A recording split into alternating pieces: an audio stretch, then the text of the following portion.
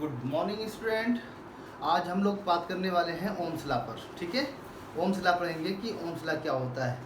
सो एक साइंटिस्ट थे ओम्स, जिन्होंने एक लॉ दिया जिसमें उन्होंने इलेक्ट्रिक करंट और इलेक्ट्रिक पोटेंशियल के बीच एक रिलेशन दिया जिसको हम बोलते हैं ओम्स लॉ। उन्होंने ये बताया कि अगर किसी कंडक्टर के एंड के अक्रॉस अगर हम इलेक्ट्रिक पोटेंशियल अप्लाई करें तो उसमें फ्लो होने वाली करंट अप्लाइड पोटेंशियल के डायरेक्टली प्रोपोर्शनल होती है। इसको समझते हैं एक पिक्चर से कि उन्होंने क्या किया, इसको समझते हैं ओम्स लॉ को। So suppose this is our conductor, okay, this is conductor, okay, we apply, this is our source of energy, that is cell or battery connecting, and the voltage of this battery is V. Voltage means potential, electric potential difference. So V इसका है। अब हमने क्या किया, V इसके and के across, ये positive terminal, ये नेगेटिव टर्मिनल, इसको हमने इसके एंड के अक्रॉस कनेक्ट कर दिया। तो अब ये कंडक्टर के इनके अक्रॉस कितना वोल्टेज हो गया, कितना इलेक्ट्रिक पोटेंशियल डिफरेंस हो गया, तो V हो गया। जो सेल का, जो इस बैटरी का जो इलेक्ट्रिक पोटेंशियल डिफरेंस होगा वही क्या हो जाएगा इस कंडक्टर के एंड के अक्रॉस। क्यों? क्योंकि इसके साथ पैरेलल लगा हुआ है। अब क्वेश्चन ये होता है कि जब जैसे हम इसको कनेक्ट करेंगे इस कंडक्टर से क्या होगी, करंट फ्लो करेगी। क्यों? क्योंकि इसके अंदर जो इलेक्ट्रॉन है इसको क्या करेगा, पुश करेगा, एनर्जी देगा, एनर्जी, इलेक्ट्रॉन मोशन में आएंगे और इलेक्ट्रॉन जैसे ही मोशन में आएंगे वो क्या देंगे, एनर्जी। किस फॉर्म में? In the form of electric current. Okay, अब यहाँ पे हमें समझना है कि इलेक्ट्रिक पोटेंशियल और आई जो उसमें करंट फ्लो हो रही है दोनों के बीच की क्या रिलेशन है। ठीक है, डायरेक्टली प्रोपोर्शनल है, इनवर्सली प्रोपोर्शनल है, किस तरीके का रिलेशन रखता है जो ओम्स ने बताया उसको हम समझते हैं। इलेक्ट्रिक पोटेंशियल को मेज़र करने के लिए कि इलेक्ट्रिक पोटेंशियल कितना है किस इंस्टेंट पर, इसके लिए एक डिवाइस है, आप जानते होंगे, इसका नाम है वोल्ट मीटर। तो हम इसके एंड के अक्रॉस वोल्ट मीटर लगाते हैं ताकि हम उसे मेज़र कर सकें कि कितना वोल्टेज है यहाँ पर। सो हमने यहाँ पर इसके एंड के अक्रॉस यहाँ पे एक वोल्ट मीटर लगा दिया, V प्लस और ये माइनस, यहाँ पे कनेक्ट कर दिया। अब ये भी हमें देखना है कि इसमें करंट कितनी जा रही है, तो उसके लिए एक अलग से डिवाइस है जिसका नाम है अमीटर, एम्पियर मीटर। सो अमीटर को हमने यहाँ पे लगा दिया, ammeter. Okay, remember one things, ammeter always connected in series combination while volt meter connected in parallel combination. तो देखिए पैरेलल में है, ये सीरीज में है। टेंथ में आपने टेंथ की क्लास में आपने सीरीज और पैरेलल कॉम्बिनेशन के बारे में पढ़ा होगा, मैं उम्मीद करता हूँ। ठीक है, नहीं होगा तो इसमें भी आएगा सीरीज और पैरेलल कॉम्बिनेशन। जब रेजिस्टेंस की हम बात करेंगे, उसके कॉम्बिनेशन की बात करेंगे, तो वहाँ से फिर इसको एक बार डिटेल देख लेते हैं। ये हमारे पास सेटअप हो गया। ओम्स ने कहा कि, ओम्स ने ये बताया कि वोल्टेज और इलेक्ट्रिक करंट के बीच एक रिलेशन है जिसको हम बोलते हैं ओम्स लॉ। उन्होंने क्या बताया कि अगर फिजिकल स्टेट, यानी इस फिजिकल स्टेट अगर कांस्टेंट हो तो उस केस में इसके एंड के across applied potential, electric potential और इसमें फ्लो होने वाली करंट डायरेक्टली प्रोपोर्शनल होगी। यानी उन्होंने ये कहा कि V इज डायरेक्टली प्रोपोर्शनल, ये डायरेक्टली प्रोपोर्शनल का सिंबल है। V is directly proportional to I। V is directly proportional. Proportionality किसको बोलते हैं, आप 9th में भी 10th में भी इन सब चीज़ों को थोड़ा बहुत आइडिया होगा। प्रोपोर्शनलिटी ये होता है कि एक के बढ़ाने से दूसरा भी बढ़ जाए और एक के घटाने से, डिक्रीज करने से दूसरा भी क्या हो जाए, कम हो जाए। इसका मतलब यहाँ पे देखो, अगर हम यहाँ पर वोल्टेज को बढ़ाएं, देखो एक सिंबल मैं और इस पर लगा रहा हूँ, ये आपका है, ये एरो, जहाँ पर एरो हो जाए ऐसा, इसमें आप समझ लीजिएगा कि ये फिक्स वोल्टेज नहीं देगा। हमारे अकॉर्डिंग ये हम इसको कम कर सकते हैं या तो ज़्यादा कर सकते हैं। जैसे एग्जाम्पल के तौर पर ये हमारा स्टोरेज जो है, इसका सपोज V की वैल्यू है 5 वोल्ट। कितना है? Suppose it is 5 volt. तो कम से कम अगर इसको ऑफ कर देंगे कितना हो जाएगा, 0 volt.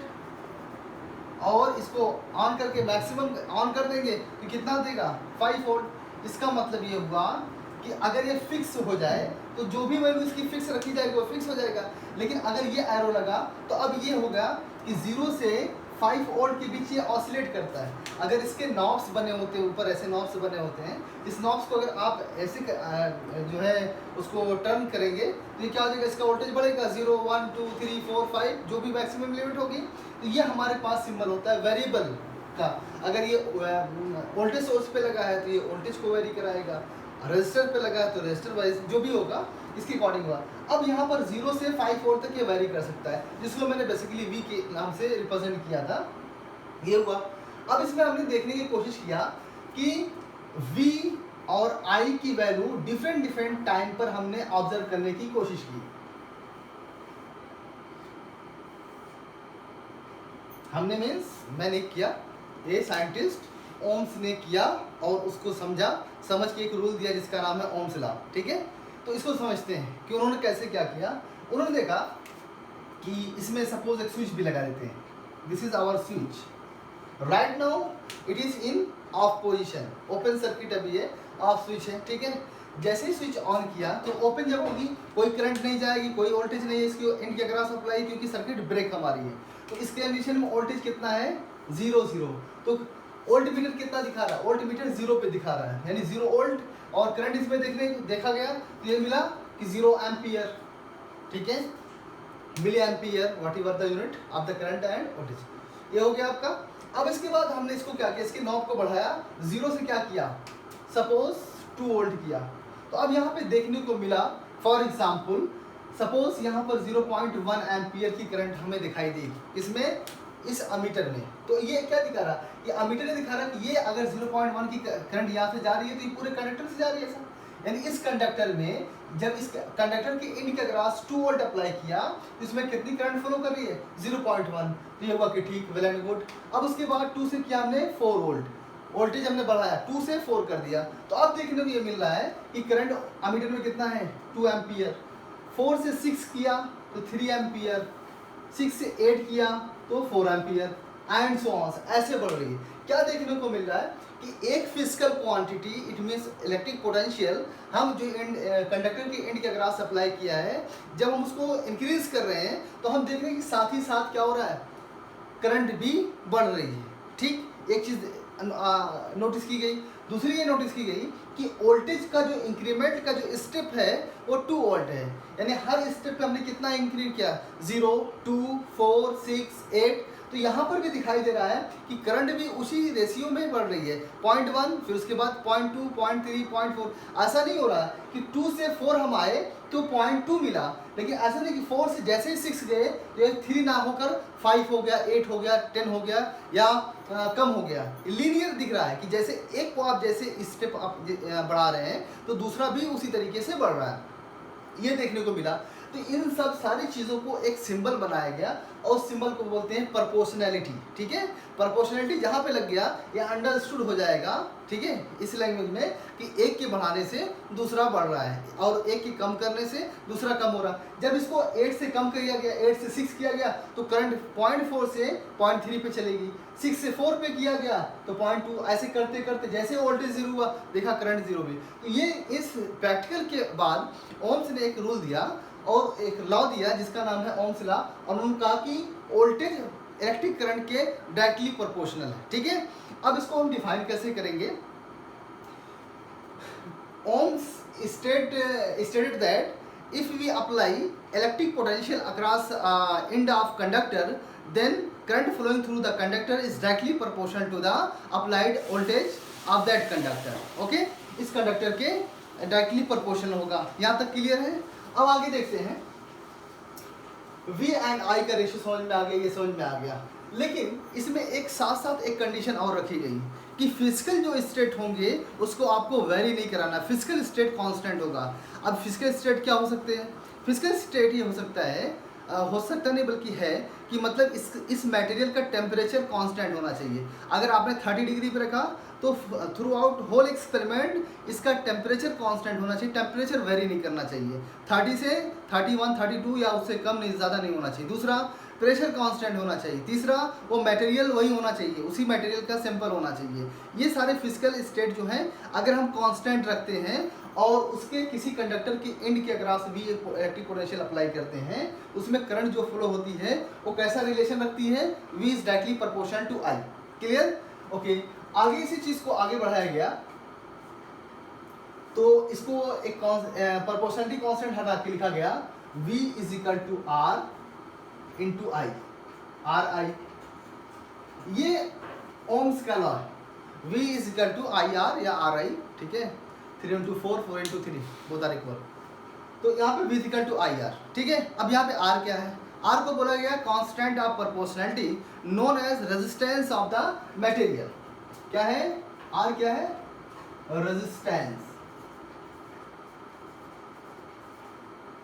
Resistance of the material. Okay, तो ये था आपका ओम्स लॉ।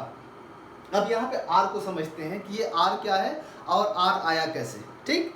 तो इतनी चीज क्लियर, नोट करिए इसको, इसकी शॉर्ट ले लीजिए। ओके, अब आगे चलते हैं कि ये R क्या है और R का इंट्रोडक्शन यहाँ पे कैसे हुआ, किस फॉर्म में हुआ, इसको थोड़ा सा समझते हैं, ठीक है। तो देखो,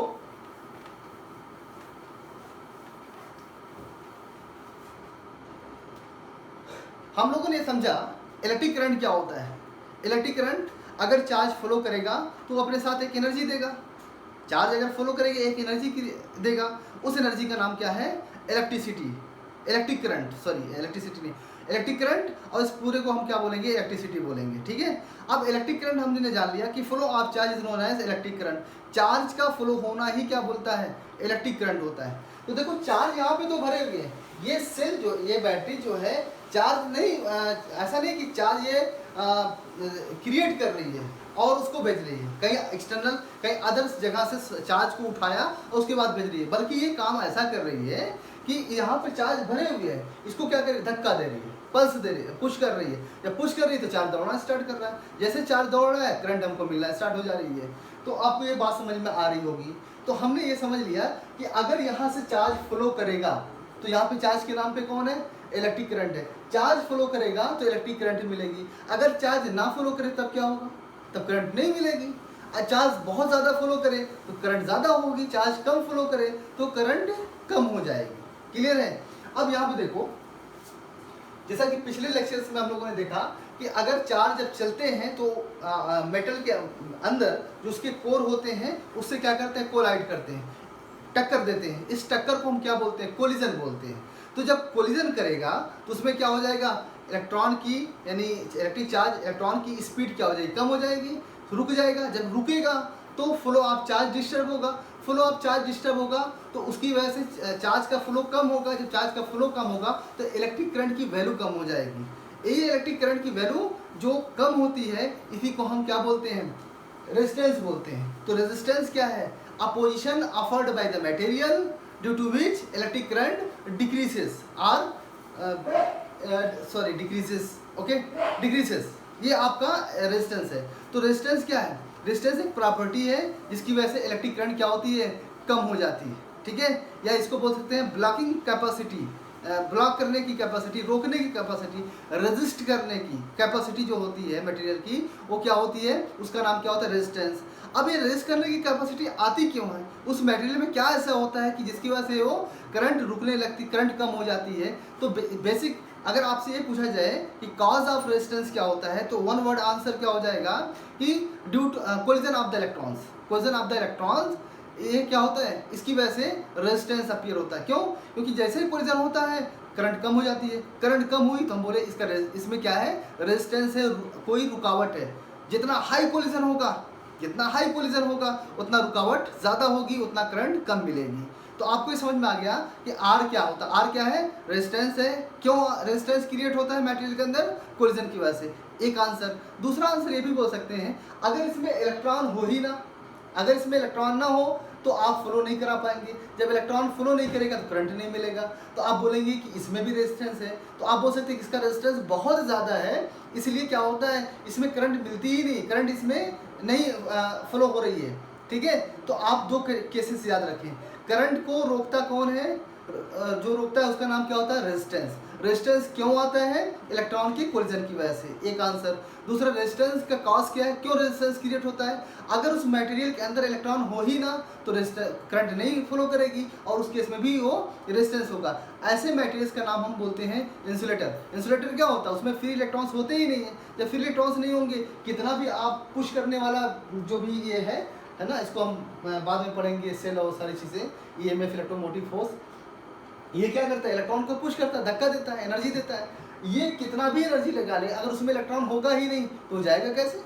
नहीं चलेगा। तो जब इलेक्ट्रॉन मोशन में नहीं जाएगा तो उसमें क्या हो जाएगा? उसका जो है करंट ज़ीरो हो जाएगी और उसका रेजिस्टेंस हाई हो जाएगा। क्योंकि रेजिस्टेंस क्या होता है? करंट को रोकता है, करंट को रेजिस्ट करता है। क्लियर है? ये तो हो गया आपका Ohm's law and resistance. Okay, अब दूसरी चीज, इसमें एक चीज और समझते हैं।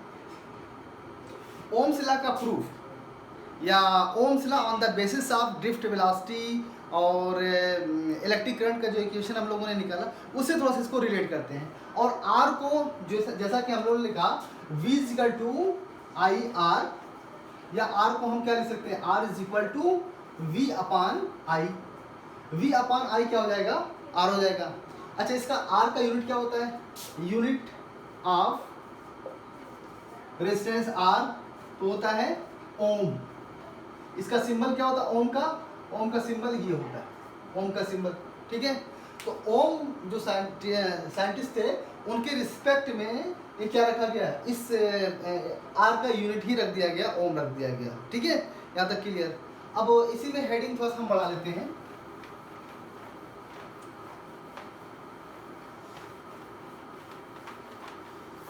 Ohm's law on the basis of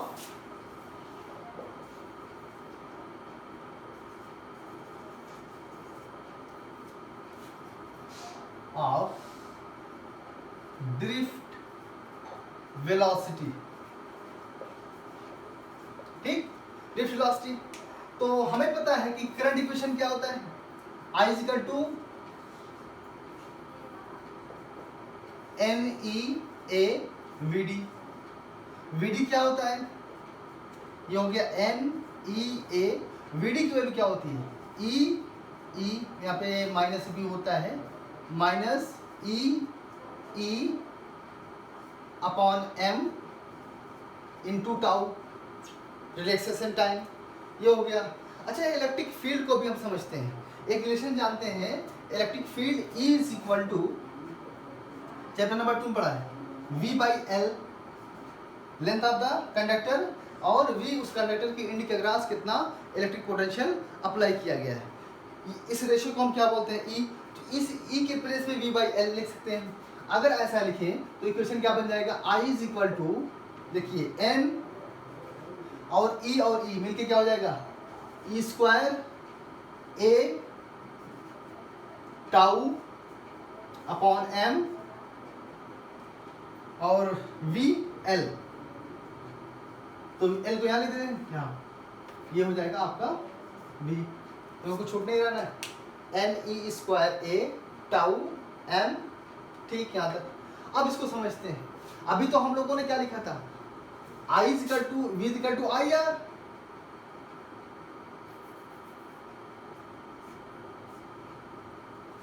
ठीक है, V is equal to IR लिखा था। यहाँ पे तो I is equal to this one और V लिखा है। ठीक है, तो R क्या होता है? वहाँ पे रेजिस्टेंस और कांस्टेंट होता है डिफरेंट मटेरियल के।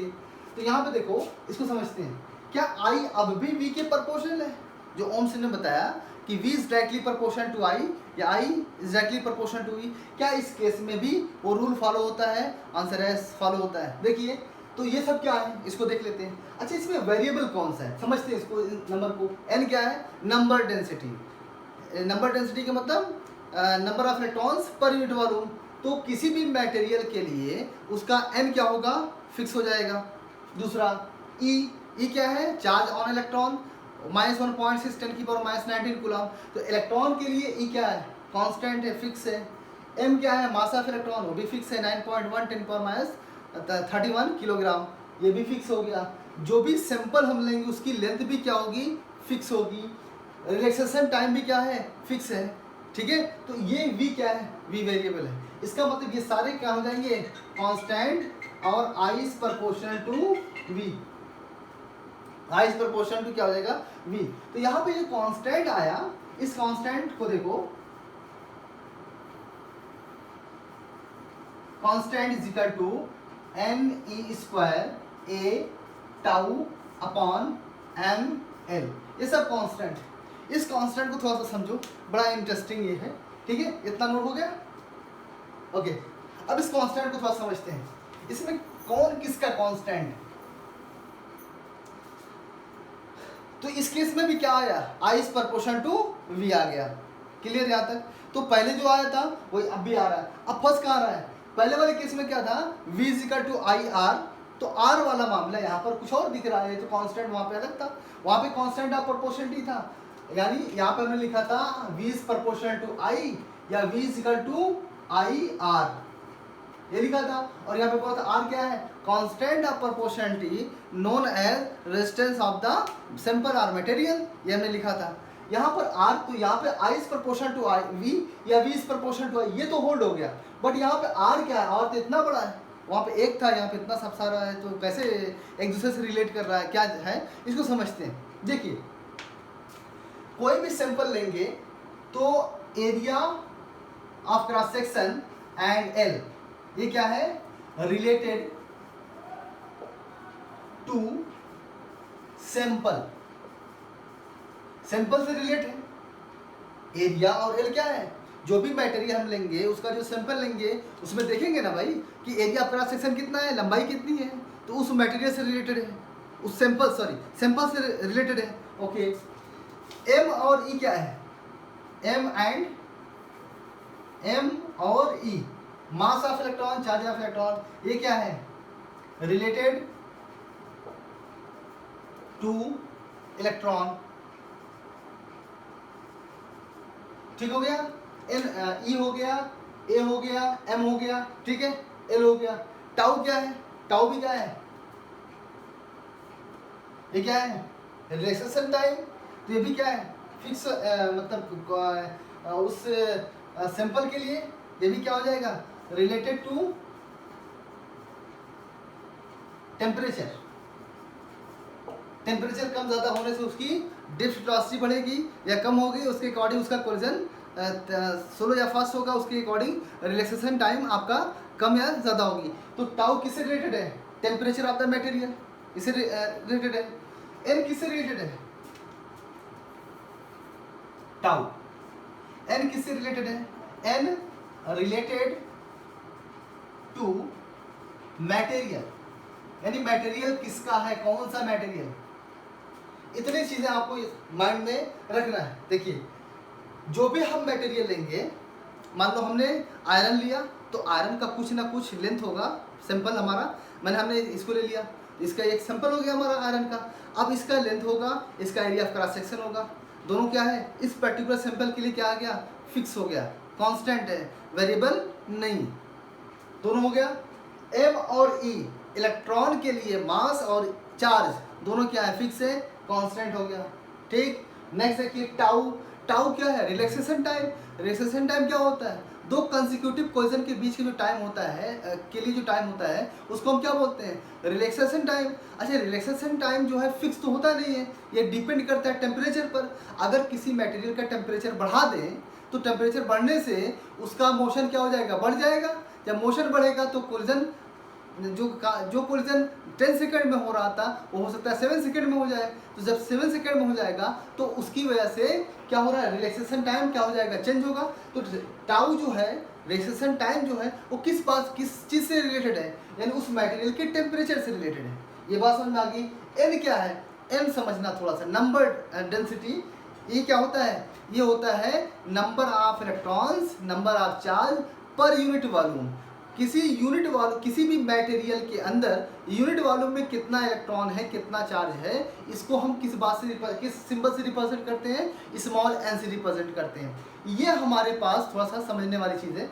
एन क्या है, आयरन का अलग होगा, ठीक है, प्लास्टिक का अलग होगा, सिल्वर का अलग होगा, ठीक है, अलग अलग मटेरियल्स के n क्या होंगे, अलग अलग होंगे, और यही डिसाइड भी करता है कि which one is good conductor, कौन हमारा गुड कंडक्टर है, कौन बैड कंडक्टर है। बैड कंडक्टर का मतलब गुड इंसुलेटर है ना। अगर हम इस प्लास्टिक की बात करें तो इसमें number n, number of free electrons per unit volume, इसमें कितना होगा, इसमें तो कुछ नहीं होगा, लगभग मतलब 0 होगा, इंसुलेटर है। तो n क्या है, ये किस बात पे, ये किस रिलेटेड है, उस मटेरियल की प्रॉपर्टी है, ये उस मटेरियल से रिलेटेड है।